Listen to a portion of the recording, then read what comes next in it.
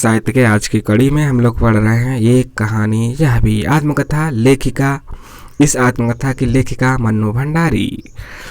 एक कहानी यह भी आज हम देखेंगे भाग 12। इससे पहले 11 भाग हो चुके हैं, आप नहीं देखे हैं तो प्लेलिस्ट में जाके देख सकते हैं। आत्मकथा जीवनी अन्य गतिविधियाँ इकाई 10 के नाम से बना हुआ है।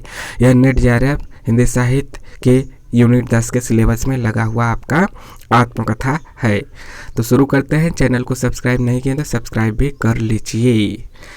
आगे है 12वें भाग में जनता सरकार के राज में घटी थी बेलछी के दिल दहला देने वाली घटना। बेलछी, याद रखिए कि बेलछी किस में आया है, तो एक कहानी यह भी में।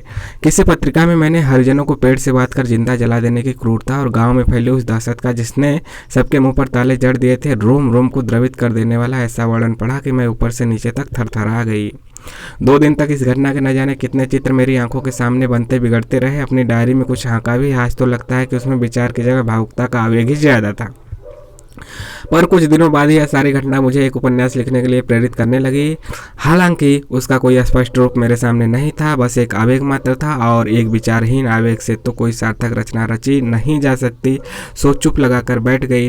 फिर कुछ समय बाद मुझे मालूम पड़ा कि हरिजनों को जलाने वाले व्यक्ति ने जेल से पैरोल पर छूटकर केवल चुनाव ही नहीं लड़ा, बल्कि वह भारी बहुमत से जीत भी गया। ऐसा होता है, ऐसा राजनीति में आप देखेंगे। तो नज़र इस त्रासदी के साथ साथ चुनाव केंद्रित राजनीति पर टिक गई। आज तो जिसका विभत्सम रूप देखने को मिलता है, आज भी देखने को मिलता है। मन्नू भंडारी की मृत्यु अभी 2021 में हुई, तो वहीं ये तो हम ही लोगों के समय की हैं। अब तक तो राजनीति को देख के गई हैं। राजनीति की शतरंज पर आम आदमी तो शुरू से ही एकमात्र मुहारा भरा है, जिसका नाम लेकर एक खास आदमी सह और मात का घिनौना खेल खेलता आ रहे हैं। बड़ी निर्ममता और बेहयाई से इसकी जिंदगी को भी बुनाते हैं और इसके मौत को भी। और यह बात दिमाग में आते ही भावुकता के उस आयोग में विचारों का एक पुट आ मिला और उपन्यास की कल्पना को एक ठोस आधार मिल गया और लिखा गया महाभोज। संयोग की बात की तभी एक दिन राधा कृष्ण प्रकाशन के ओम प्रकाश जी, कौन? राधा कृष्ण प्रकाशन के ओम प्रकाश जी प्रस्ताव लेकर मेरे पास आए कि काफ़ी साल तक मैंने आपका बंटी उपन्यास अक्षर प्रकाशन के पास रखा, अब उन्हें दे दूं और देखो कि वे इसे कहां कहां तक फैला देते हैं। यह संभव नहीं था क्योंकि राजेंद्र उसके लिए भी कभी तैयार नहीं होते। सो मैंने ओम प्रकाश जी से कहा कि मैं एक नया उपन्यास लिखने की सोच रही हूँ, लिखने पर वह आपको दूंगे, यह मेरा वायदा रहा। दूसरे ही दिन ओम जी ने अनुबंध पत्र के साथ 2000 का एक चेक भिजवा दिया। फिर एक दबाव, पर इस बार यह दबाव पहले की तरह कारगर सिद्ध नहीं हुआ। कुछ महीने बीत गए पर मैं उपन्यास शुरू तक नहीं कर सकी। पता नहीं क्यों उनका दिया हुआ रुपया मुझ पर बोझ बना हुआ था। सो एक दिन मैंने झोंक में आकर शेख ओम जी के नाम लिखा और एक चिट के साथ वापस भेज दिया। मैं तो अभी तक उपन्यास शुरू भी नहीं कर सकी, लिख लूँ तब दीजिएगा। हाँ, अपने वायदे से नहीं मुकरूंगी, यह निश्चित है। तुरंत उनका जवाबी लिफाफा मिला जिसमें मेरे भेजे हुए चेक के टुकड़ों के साथ एक चिट थी मतलब फाड़ के अथवा दे दिए थे। भेजे हुए चेक के टुकड़े कर दिए थे, जिस पर केवल एक पंक्ति लिखी थी, मैंने आपसे कभी कुछ कहा क्या? लगा दबाव और बढ़ गया, पर परिणाम कुछ नहीं। कुछ समय बाद सूचना मिली कि ओम प्रकाश जी को दूसरा हार्ट अटैक हुआ है। हम लोग उन्हें देखने गए तो मेरे मन में बड़ा संकोच कि यह प्रसंग आएगा तो क्या जवाब दूंगी। हमें देखकर वे प्रसन्न हुए। इधर उधर की चर्चा की, पर भूल कर भी उपन्यास की कोई बात नहीं की। जानबूझकर ओढ़ी गई उनकी इस चुप्पी ने मेरे भीतर न जाने कैसी खलबली मचा दी। उनका वह हार्ट अटैक लगा जैसे मेरी चेतना पर ही अटैक हुआ हो, और मैंने संकल्प कर लिया कि बस अब उपन्यास शुरू करना ही है।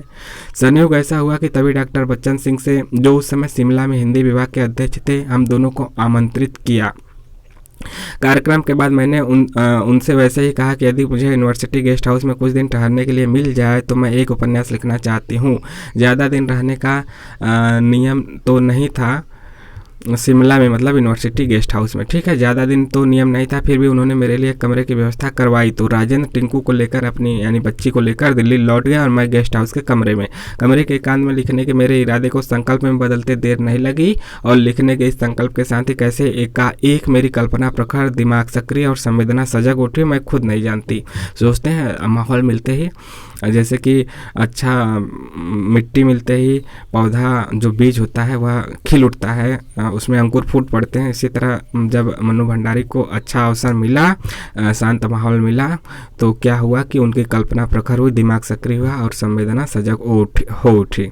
एक बार उपन्यास जो शुरू हुआ था बिना किसी अवरोध के लगातार बहता ही चला गया। जिस गति से यह लिखा गया उससे बहना ही कहूँगी, अपने कच्चे माल के गोदाम से एक सुखद आश्चर्य की तरह।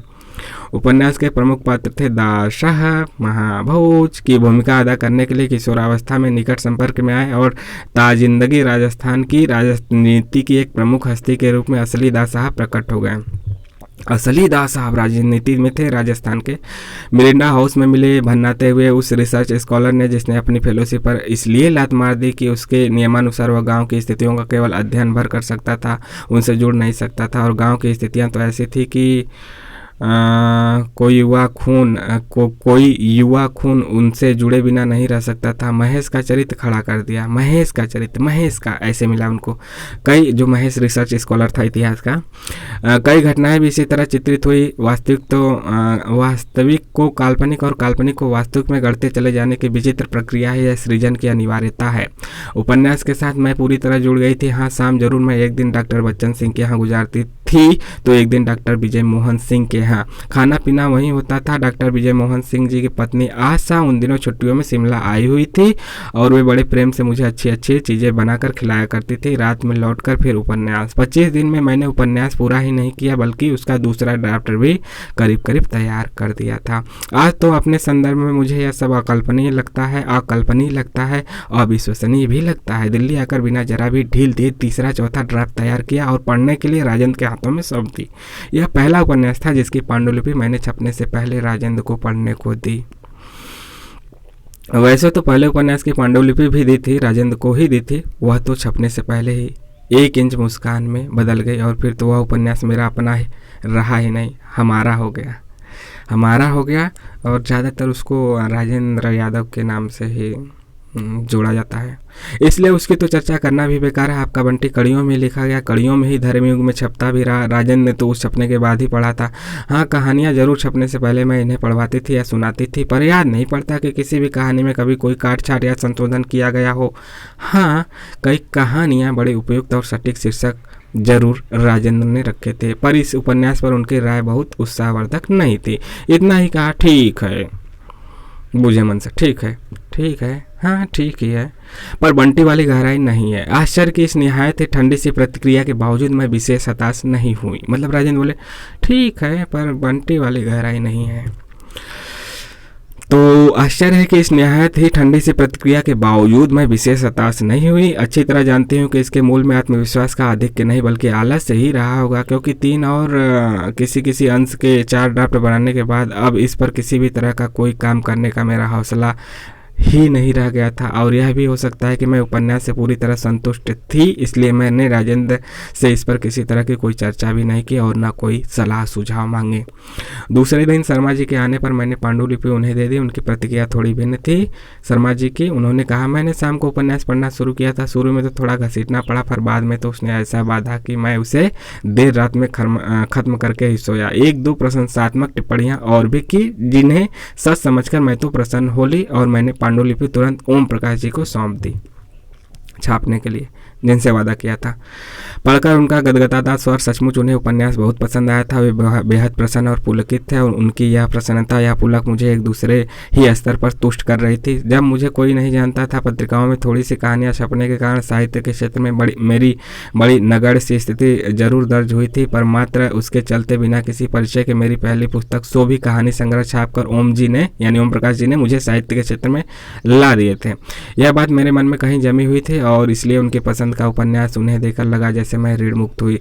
और फिर तो उन्होंने इस उपन्यास को जिस गहरे सरोकार और लगन से छापा, शायद ही कोई प्रकाशक छापता। 26 अगस्त 1979 की शाम को वे इसकी पहली प्रति राजेंद्र के लिए लेकर आए और 28 अगस्त 1979 को सवेरे सवेरे मुझे उनकी मृत्यु का समाचार मिला। हार्ट अटैक, मतलब छपने के 2 दिन बाद। तो क्या इसे छापने के लिए ही वे जिंदा थे, रुके हुए थे? तो क्या यह उपन्यास उन्हीं का महाभोज हो गया? कहा जा सकता है, संयोग की बात है।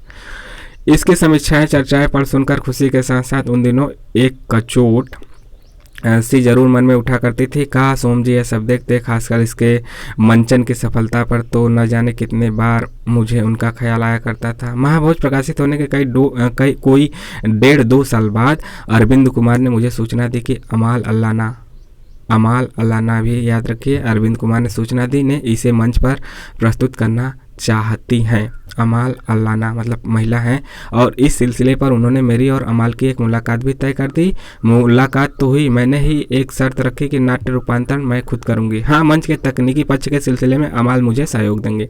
वे तो खुद ही चाहती थी कि नाट्य रूपांतरण मैं ही करूं, सो बात तय हो गई। पर काम कुछ दिनों बाद ही शुरू हो पाया। स्थिति यह बनी कि अमाल निर्देशन करेंगी और मैं नाट्य रूपांतरण।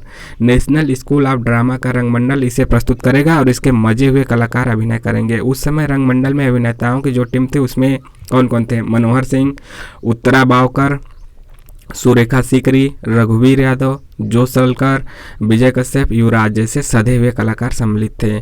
मनोहर सिंह, उत्तरा, सुरेखा की प्रतिभा से तो सभी परिचित थे, क्योंकि उन्होंने रंगमंडल की प्रसिद्ध प्रस्तुतियों में प्रमुख भूमिकाएं निभाई थी। लेकिन रघुवीर यादव, उसने बिंदा की बूढ़े बाप हीरा की भूमिका अदा की थी और अपने अभिनय से सबको हिला दिया था। जिसने उसे उछल कूद वाली खिलंदड़ भूमिकाओं में अभिनय करते देखा है, वह क्या कभी विश्वास कर सकेगा कि तहकीकात वाले देश में थरथराती टांगों और आंसुओं भीगी कांपती आवाज़ वाला बूढ़ा हीरा भी यही रघुवीर यादव है। यादव के अभिनय की रेंज और बिल्कुल विपरीत तरह की भूमिकाओं को भी समान कौशल से निभाने की उसकी प्रतिभा है।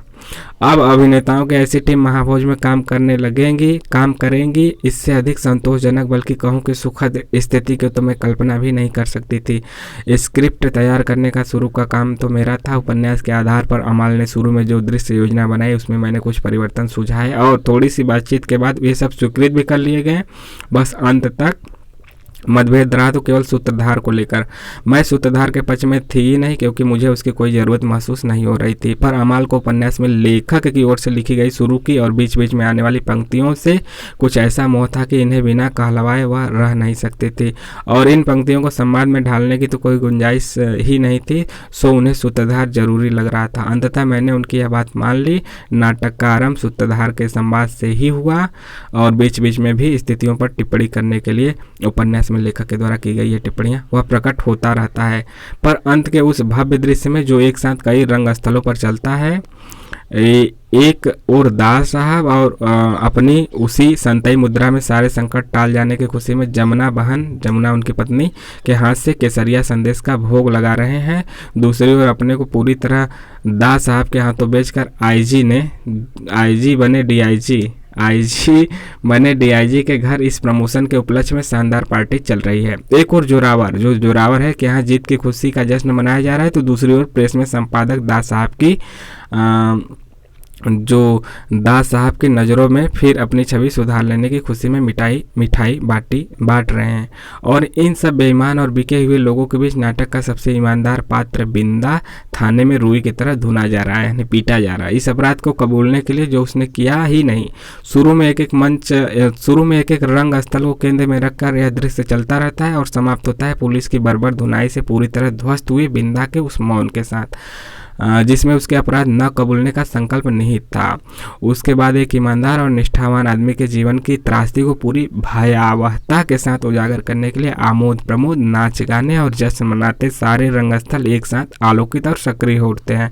उपन्यास में तो न कोई ऐसा दृश्य न ही ऐसा अंत। यह शुद्ध अमाल की कल्पना थी और इसमें कोई संदेह नहीं कि अद्भुत कल्पना थी, जिसने नाटक के प्रभाव को कई गुना बढ़ा दिया था। उपन्यास में ना कोई ऐसा दृश्य ना ऐसा ही कोई अंत, लेकिन एक कल्पना से क्या हुआ कि बहुत ही बेहतरीन बना दिया। ठीक, ये सूत्रधार रहा और लेखक की तो कोई टिप्पणी थी ही नहीं। सो अब सूत्रधार करे तो क्या करे, फिर भी अंत में सूत्रधार प्रकट तो होता है और थोड़ा सा हाथ बढ़ाकर कुछ कहने के लिए मुंह भी खोलता है, पर बिना कुछ कहे उसे इसी स्थिति में फ्रीज कर दिया जाता है। सूत्रधार का कुछ कहने के लिए खुला मुंह, बड़ा हाथ और नाटक समाप्त हो जाता है। पीछे चलने वाले उस भव्य दृश्य के परिप्रेक्ष्य में सूत्रधार की इस अदा पर एक बार तो मेरा मुंह भी खुला का खुला रह गया। अमाल ने इसकी जो व्याख्या की वह थी अद्भुत। उनका कहना था कि स्थितियां आज इतनी भयावह हो चली हैं कि अब बात कहने सुनने के परे ही चली गई हैं। इनसे निपटने के लिए तो अब कुछ करना चाहिए, एक्शन। पर मेरी शंका थी कि सूत्रधार के इस अदा मात्र से तो यह बात लोगों तक पहुंचने से रही। मेरी शंका ही सही निकली, या तो लोगों ने सूत्रधार पर कोई ध्यान ही नहीं दिया, या फिर पूछा कि जब कुछ कहना ही नहीं था तो सूत्रधार को लाया ही क्यों गया। बहरहाल इतना सब मैंने केवल अपने और अमाल के इकलौते मतभेद के संदर्भ में ही लिखा है। अमाल जो इसके निर्देशन कर रही थी। सप्ताह में 2-3 दिन मैं कॉलेज से सीधे नेशनल स्कूल ऑफ ड्रामा चली जाती। जो दृश्य मैंने लिख लिए होते उन्हें पढ़ा जाता। अमाल को मेरे संवाद अच्छे लग रहे थे और शायद उससे भी ज़्यादा मेरा यह रवैया कि अपने लेखकी अहम को लेकर मैं अड़ नहीं जाती। मतलब उसमें कुछ यदि बदलाव करना है तो बदलाव हो जाता था 2-4 शब्दों का। अमाल ने सबको अपनी अपनी भूमिकाएं बांट दी थी और कुछ हिस्सा पूरा हो जाने पर उसका रिहर्सल भी करवाया। सभी को लगा कि नाटक अच्छा रहा है। इसके बाद मैं कुछ ज़्यादा ही जुड़ गया इसके साथ, मात्र लिखने से एक कदम और आगे। फिर तो स्थिति यह बनी कि मैं लिख कर ले जाती तो अभिनेताओं में से भी कुछ लोग आकर जम जाते, कभी कभी कुछ सुझाव भी देते। धीरे धीरे इस काम ने एक टीम वर्क का रूप ले लिया। जैसे जैसे नाटक गति पकड़ता जा रहा था मेरा आत्मविश्वास भी बढ़ता जा रहा था और मेरे लिखने को धार भी मिलती जा रही थी। तहकीकात वाले दृश्य को देखकर तो मैं खुद मंत्रमुग्ध हो गई थी। फटाफट उसके बाद वाला दृश्य लिखकर मैं अमाल को दे आई थी। पढ़ा तो वह भी सभी के सामने गया, पर तब तो किसी ने कोई प्रतिकूल प्रतिक्रिया नहीं की। लेकिन 2 दिन बाद जब मैं गई तो अमाल ने सूचना दी, नहीं मन्नू जी, रिहर्सल के दौरान मैंने महसूस किया कि इस दृश्य में तो नाटक बिल्कुल लटक गया। नाटक के संदर्भ में यह युक्ति मैंने पहली बार सुनी थी। हाँ, यह सूचना देते समय अमाल का मुंह जरूर लटका हुआ था। इससे ही मतलब लटक गया था। प्रतिकूल प्रतिक्रिया सुनकर मेरा मुंह भी जरूर लटक ही गया होगा। अमाल का भी लटक गया, मन्नू जी का भी लटक गया, सबका लटक गया। पर नाटक कैसे लटक गया? वैसे तो मैंने उस दृश्य को बिल्कुल उपन्यास के आधार पर ही लिखा था। फिर तब अमाल ने समझाया कि लगातार गतिमान घटनाओं के क्रमिक विकास से क्लाइमेक्स की ओर जाता हुआ नाटक इस गतिहीन दृश्य के कारण ढीला पड़कर पीछे की ओर लौट आया। तहकीकात के बाद तो किसी गतिमान और धांसू दृश्य की परिकल्पना होनी चाहिए।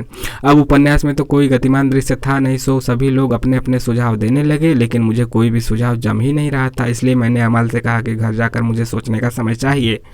आपकी बात और ज़रूरत मैं समझ गई हूँ, कोशिश करूँगी कि उसी के अनुकूल कोई दृश्य लिख लाऊं। अमाल मेरी बात से पूरी तरह सहमत थी कि तभी विजय कश्यप ने एक सुझाव दिया। विजय कश्यप का नाम याद रखें। वह सुझाव मुझे एकदम क्लिक कर गया। फिर तो बिना जरा भी देर किए सीधे घर के लिए चल पड़ी। रास्ते भर में उसके लिए दिए गए सुझावों को दृश्यों में ढालती रही और जब लिखने बैठी तो उन दृश्यों को और पात्रों के अनुकूल संवाद भी जैसे अपने आप निकलते चले गए। तो किसने सुझाव दिया? विजय कश्यप ने। समाप्त करके जब उन दोनों दृश्यों को पढ़ा तो मैं खुद परम प्रसन्न थी।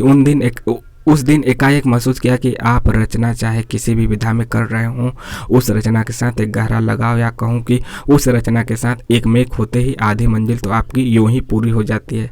तभी तो महाभोज को जब उपन्यास के रूप में लिखा था तब भी वह ऐसी ही सहज गति से बढ़ता चला गया था, अनायास, अनवरत। नाट्य रूपांतर का काम पूरे 8 महीने तक चला और इसके बाद 1982 में प्रदर्शन हुआ, 82 में ही पूरा हुआ। ग्रैंड रिहर्सल होने के बाद अमाल ने कहा था, मन्नू जी आपको जिसको भी बुलाना हो पहले दिन ही बुलाकर दिखा दीजिए। कौन जाने 100 के बाद बैन ही कर दिया जाए। पर ऐसा कुछ नहीं हुआ। हाउसफुल के साथ यह नाटक कई दिनों तक चलता रहा। अखबारों में आए रिव्यूज, प्रतिक्रियाएं और शहर में होने वाली चर्चाओं ने इस पर सफलता का ठप्पा लगा दिया। इस सारे प्रसंग के जिस निचोड़ को मैं रेखांकित करना चाहती हूँ वह है उपन्यास का नाट्य रूपांतरण करते समय यदि लेखक और निर्देशक दोनों अपने अपने अहम को दरकिनार करके बैठे तो बहुत अच्छे परिणाम निकल सकते हैं। मतलब कि आपको संवेदनशील, मतलब कि आपको नॉर्मल रहना चाहिए कि बदलाव किए जा सकते हैं। ऐसा नहीं कि हम लिख दिए तो कोई एक अक्षर नहीं बदलेगा या फिर निर्देशक ही ठान लेकिन नहीं ऐसे होगा। हमारे हिसाब से दोनों को मिल बांट के मतलब समझ बूझ के साथ रहना चाहिए। इसके साथ ही मंचन से जुड़ी एक और पुरानी घटना का उल्लेख भी मुझे ज़रूरी लग रहा है। हमारे कॉलेज यानी कि मिरिंडा हाउस, जो कि आज दिल्ली में प्रतिष्ठित कॉलेज है, में प्रतिवर्ष एक नाटक का मंचन होता है। एक नाटक का मंचन प्रतिवर्ष होता है। एक वर्ष अंग्रेजी का नाटक, एक वर्ष हिंदी का। सन 1978 में हिंदी का नाटक होना था और निर्देशन के लिए नेशनल स्कूल ऑफ ड्रामा के राम गोपाल बजाज यानी बज्जू भाई आए थे। हर बार की तरह इस बार भी समस्या थी नाटक के चुनाव की और बज्जू भाई ने घोषणा कर दी कि इस वर्ष मेरे नाटक यानी कि बिना दीवारों के घर का मंचन करेंगे। मैंने लाख मना किया, तर्क भी दिया कि उसकी अनेक कमियों के कारण उसके पुनर्लेखन तक मैंने उसका प्रकाशन भी रोक रखा है। बज्जू भाई ने कहा कि बस तब तो पुनर्लेखन का काम मैं तुरंत शुरू कर दूं, क्योंकि नाटक तो वे यही करेंगे। मैं अनुमति नहीं दूंगी तो वे बिना अनुमति के ही करेंगे। अपने ही कॉलेज के खिलाफ मैं कोई एक्शन ले सकूं तो अपने ही कॉलेज के खिलाफ मैं कोई एक्शन ले सकूं तो लूं। तब मैंने बज्जू भाई से अनुनय विनय की, क्यों मेरे वे क्यों वे मेरे नाटक और अपने प्रदर्शन की धज्जियां बिखेरने में लगे हैं। उन्होंने हंसकर इतना ही कहा कि अपने प्रदर्शन की तो उन्हें कोई चिंता नहीं। हाँ, अपने नाटक को लेकर मैं अगर परेशान हूँ तो मुझे तुरंत पुनर्लेखन शुरू कर देना चाहिए।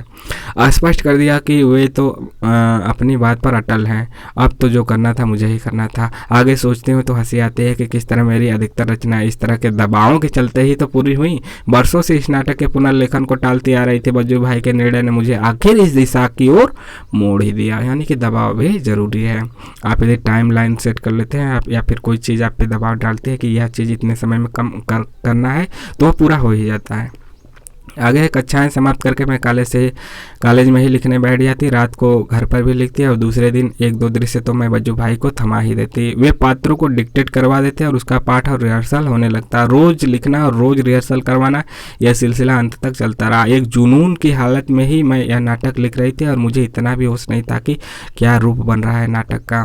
लेकिन बज्जू भाई, त्रिपुरारी शर्मा, रवि शर्मा, देखिए बज्जू भाई, त्रिपुरारी शर्मा, रवि शर्मा मेरे लिखों को जिस तरह स्वीकारते जा रहे थे उससे आश्वस्त थे कि जो हो रहा है ठीक ही हो रहा है। अंतिम दिन ग्रैंड रिहर्सल आधी रात तक चला था। सब लोग बहुत प्रसन्न थे। मुझे भी लगा कि कुल मिलाकर अच्छा ही बन गया है, काफ़ी अच्छा। अर्चना वर्मा का एक रिमार्क आज भी याद है। उसने कहा था, मन्नू जी आप और सब लिखना छोड़कर केवल नाटक लिखिए।